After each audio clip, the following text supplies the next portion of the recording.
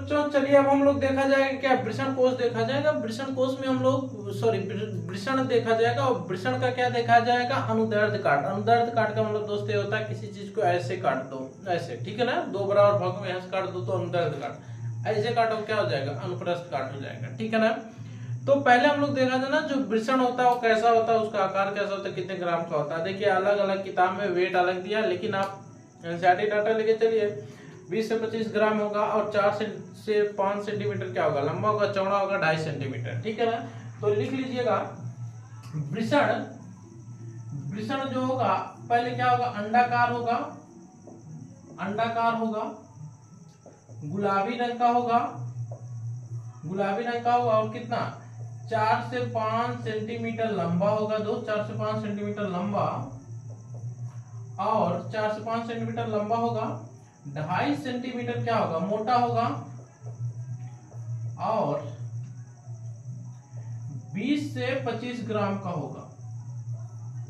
क्या होगा, एक कितने ग्राम का होगा, 20 से 25 ग्राम का होगा, ठीक है ना। ये तो उसकी बाह्य संरचना हो गई। और वृषण क्या होता है, वृषण जो होता है पुरुष के दोनों पैरों के बीच में शीर्ष के नीचे लटकी हुई संरचना वृषण कोश में जो उपस्थित होती है उसे हम क्या बोलते हैं, वृषण बोलते हैं। ये वृषण कोश में पाया जाता है। तो इसके बाद हम लोग इसका क्या काटे, अनुदैर्ध्य काटा, ऐसे काटा गया, ठीक है ना। तो देखिए जब वृषण को ऐसे काटा गया तो इसमें सबसे पहले बाहरी लेयर जो होता है ना जी, इसका हिंदी लिख लीजिएगा ट्यूनिका वजिनैरिस, हिंदी भी है इंग्लिश भी। सबसे बाहर का जो लेयर होता है ट्यूनिका वजिनैरिस, उसके बाद जो लेयर होता है ट्यूनिका एल्ब्यूजिनिया होता है, ठीक है ना। अब देखिए कुछ जाल जैसी नलिकाएं होती हैं, ये जाल जैसी नलिकाओं से कई नलिकाएं निकलती हैं, जाल जैसी नलिकाओं से कई नलिकाएं निकलती हैं। अब उन नलिकाओं के आगे एक डब्बे जैसी संरचना का निर्माण हो जाता है जिसे हम पिंडक बोलते हैं। और ये जो नलिकाएं बनती हैं इसे हम बोलते हैं शुक्रजनन नलिका, सेमिनिफेरस ट्यूब्यूल बोलते हैं। और सेमिनिफेरस ट्यूब्यूल जो होता है ये जनन एपिथेलियम ऊतक उसमें उपस्थित, जो सेमिनिफेरस ट्यूब्यूल होती है ना उसके अंदर जो ऊतक पाए जाते हैं वो जनन एपिथेलियम ऊतक होते हैं। कौन से ऊतक होते हैं, जनन एपिथेलियम ऊतक होते हैं, जिसे इंग्लिश में बोला जाता है जर्नल एपिथेलियम ऊतक।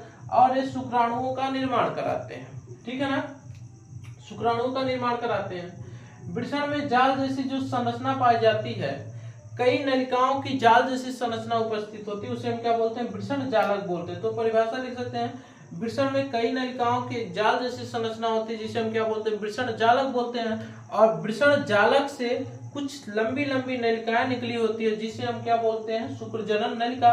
इन शुक्रजनन नलिकाओं में क्या होगा, जनन एपिथेलियम ऊतक होते हैं जिसे हम क्या बोलते हैं, शुक्राणु बोलते हैं, ठीक है ना। अब देखिए ये जो वृषण जालक की नलिकाएं होती हैं, वृषण जालक की नलिकाएं आपस में मिलकर 10-15 नलिकाओं का निर्माण करती हैं। 10-15 नलिकाओं का आप लिख सकते हैं, 10 से 15 नलिकाओं का निर्माण करती हैं जिसे हम लोग बोलते हैं शुक्रवाहिकाएं बोलते हैं। शुक्रवाहिकाएं अब फिर आगे बढ़ेंगी, शुक्रवाहिकाएं आपस में मिलके एक स्प्रिंग जैसी कामों के आकार की, और लिखा गया है कामा के आकार की 6 मीटर लंबी नलिका का निर्माण करती है। ये 6 मीटर लंबी नलिका होती है, लेकिन ये स्प्रिंग जैसे हो जाने की वजह से कितनी दिखती है, 4 सेंटीमीटर ही दिखती है। तो ये 4 सेंटीमीटर नलिका जिसे हम क्या बोलते हैं, एपिडिडाइमिस बोलते हैं। उसके बाद ये आगे बढ़ती है और इसके अंतिम भाग को हम क्या बोलते हैं, शुक्रवाहिनी बोलते हैं, शुक्रवाहक बोलते हैं, जिसे इंग्लिश में क्या बोलते हैं, वास डिफरेंस बोलते हैं। आप बोलेंगे सर जी इसमें होता क्या है, ये एक नलिका है, इसमें क्या पाए जाएंगे, कोशिकाएं पाई जाएंगी, सिलिया जैसी कोशिकाएं होंगी। सिलिया जैसी कोशिकाओं मतलब इन कोशिकाओं के ऊपर ऐसे सिलिया जैसी, सिलिया बोले तो पतले पतले रोमे जैसी संरचना होगी जो शुक्राणुओं को कहाँ पहुंचाती है, पेनिस से बाहर निकालने में हेल्प कराती है। मतलब शुक्राणुओं को इस नलिका द्वारा क्या पेनिस तक पहुंचाती है, ठीक है ना। तो इन एपिडिडाइमिस की नलिकाओं के बीच में उन कोशिकाओं के ऊपर सिलिया जैसी संरचना होती है जो शुक्राणु को आगे बढ़ने में क्या करती है, हेल्प करती है। अब देखिए कामा के आकार की 6 मीटर लंबी नलिका होती है जो स्प्रिंग जैसी होती होने कारण 4 सेंटीमीटर लंबी दिखती है। देखिए इसका कार्य होता है दोस्त, इसमें शुक्राणु जो हो जब बन जाते हैं, शुक्रजनन नलिका में शुक्राणु बनते हैं, शुक्राणु जब बन जाते हैं तो इसमें उपस्थित होते हैं। लेकिन जब वो बाहर निकलते हैं, देखिए जो एपिडिडाइमिस होता है, यह शुक्राणु को 1 महीने तक अपने साथ रख सकता है। तो अपरिपक्व अवस्था से ही शुक्राणु कहाँ पे आ जाते हैं, एपिडिडाइमिस में आ जाते हैं, और इसमें 1 महीने तक वो रह सकते हैं आने के बाद। तो क्या होता है, अगर ये इस नलिका के अंदर रहेगा तो उसमें क्या शुक्राणुओं को पोषण चाहिए, तो ये पोषण प्रदान करता है, ठीक है ना।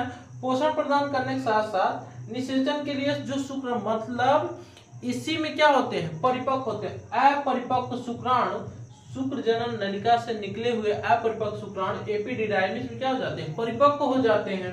परिपक्व हो जाने के बाद तब क्या होते हैं, बाहर निकलना शुरू होते हैं, ठीक है ना। तो इसके कारण अब देखिए ये नलिका तो रास्ता प्रदान करेगी, इतना इसके कारण देख लीजिएगा, ठीक है ना। अब देखिए, अब ये जो शुक्रवाहिनी है, ये जो शुक्रवाहिनी है ना, कहाँ पे आके खुलती है, ये यूरेथ्रा होता है, यूरिनरी ब्लेडर, मूत्राशय बोलते यूरिनरी ब्लेडर लिख लीजिएगा, जगह नहीं है, यूरिनरी ब्लेडर, इसमें मूत्राशय उपस्थित होता है, ठीक है ना। और इसकी नलिका अलग होती है मूत्राशय की, अब यही सब निकाल दे रहे हैं, अलग जगह से निकली होती है, ठीक है ना। ये मूत्राशय वाली नलिका भी आके यहीं पे क्या होती है, जुड़ी रहती है, ठीक। लेकिन देखिए शुक्राणु की इधर से विषण रहेगा, टेस्टिस इधर भी रहेगा, 2 टेस्टिस होते हैं ना इसी नीचे लटके हुए, इधर से भी आएंगे। ये दोनों नलिकाएं आके आपस में, ये जो ग्रंथ होती है इसका हिंदी में लिख लीजिएगा शुक्राशय ग्रंथ होती है। शुक्राशय ग्रंथ की नलिका से जुड़ जाती है, कहाँ जुड़ जाती है, शुक्राशय ग्रंथ की नलिका से जुड़ करके ये जो पूरी नलिका है लिखिएगा स्खलन वाहिनी कहलाती है। क्या कहलाती है, स्खलन वाहिनी कहलाती है। स्खलन वाहिनी के बाद क्या आ जाता है, मूत्र मार्ग आ जाता है, ठीक है ना। स्खलन वाहिनी जहां पे उपस्थित होती है, ये जो सिंघाड़े जैसी संरचना है, ये प्रोस्टेट ग्रंथि है। हम लोग अभी इसके बाद पढ़ेंगे, सहायक ग्रंथियां पढ़ेंगे, तो उसमें देखा जाएगा, फिर इसको हम बनाएंगे। ये प्रोस्टेट ग्रंथि है, ठीक है ना। उसके बाद नीचे जो होती है बल्बो यूरेथ्रल ग्लैंड होती है, देखिए ये जोड़े में पाई जा रही है, ये सिंगल है, ये भी क्या है, जोड़े में है, यही हम लोग पढ़े थे पहले वीडियो में, जोड़ीदार और गैर जोड़ीदार है। तो ये क्या है, जोड़े में पाई जा रही है, और ये जो है प्रोस्टेट ग्रंथि है, ठीक है ना, ये जोड़ीदार ग्रंथि है। उसके बाद इनसे क्या निकलते हैं, इनसे तरल पदार्थों का स्राव होता है, हम लोग अगले वीडियो में डिटेल पढ़ेंगे, बस हम लोग इसके ऊपरी संरचना पढ़े। तो उसके बाद यहाँ सिसन के थ्रू क्या हो जाता है, स्पर्म बाहर आ जाता है, ठीक है ना। तो ये क्या था, वृषण का अनुप्रस्थ काट था, सॉरी अनुदैर्ध्य काट था। अब इसको आप पढ़ लीजिएगा, छोटा सा वीडियो बना है, लेकिन आपको ये पूरा आपको इस देखिए बायोलॉजी में क्या है, आपको फिगर बना दिया जाए, चीजें लिखकर थोड़ी समझा दी जाए तो आप याद कर सकते हैं, ठीक है ना। तो अगर आपके एग्जाम में आएगा तो इतना ही बनाइएगा, ये हम आपको समझाने के लिए बना दिए हैं, ठीक है ना। तो चलिए फिर अगले वीडियो में हम लोग मिल रहे हैं, कौन से, वृषण का अनुप्रस्थ काट अब हम लोग पढ़ेंगे, ठीक है ना। तो अब आप इसको फिगर बना के याद कर लीजिए।